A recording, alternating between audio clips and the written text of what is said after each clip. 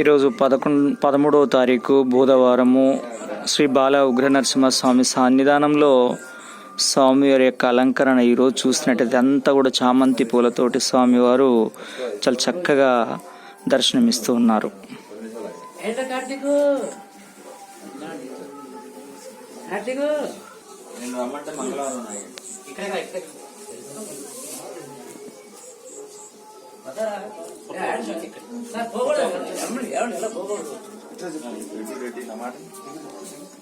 గుడి ఫోటోలు తీయడానికి కాదు, ఆయన న్యూస్ పెట్టరు, ఆయన రోజు డైలీ డోస్ నువ్వు ఫోటోలు తీయడానికి దేనికి ఉపయోగం?